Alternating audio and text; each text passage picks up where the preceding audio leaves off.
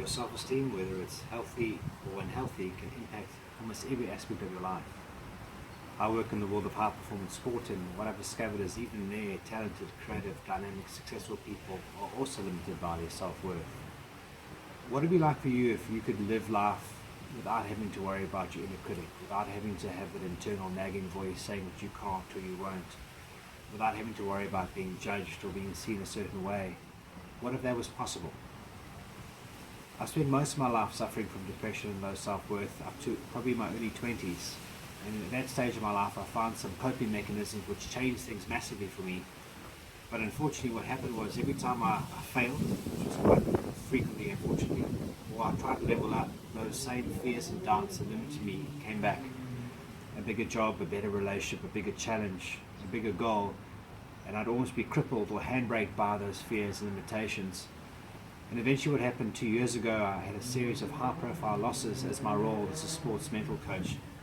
And I made a promise to myself, I've either got to quit this job, I've got to stop doing it, it's just too hard, or I've got to find a better way. I've got to find a way to be able to overcome this thing and to crack it once and for all. Unfortunately, when I looked around, the literature and the advice out there seemed to me as weak and ineffective as it was 15 years ago. And so I was stuck. What do I do now? How do I change or improve this thing when there's nowhere out there that I can look to solve it? And I committed to making my mission to solve it, to find a way to change self-esteem once and for all, mostly for me, to be honest.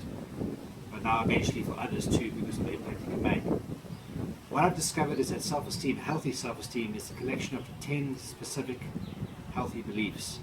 If you don't have healthy versions of those beliefs, you might be living with low or compromised self-esteem. And if you do live with healthy self-esteem, it's because all 10 are aligned, both in your mind and your body. And that's part of the challenge, where self-esteem work lives not just in your mind and your intellect, but also in your body. I developed a method called scanning. Scanning helps us listen deeply to what our body is saying, to be able to find the trapped or the embodied limiting beliefs we have about ourselves, even if we live with them all our lives, and helps us identify what actually is there that's holding us back, to name it and also to release it. And what I've experienced for me, for my clients, it's a bit of a game changer. In fact, it is a game changer. Once you develop yourself to have healthy self-esteem, it impacts your home, your business, your community. And my belief, it's one of the most transformational things that you can do to change lives. It's to live life with healthy self-esteem.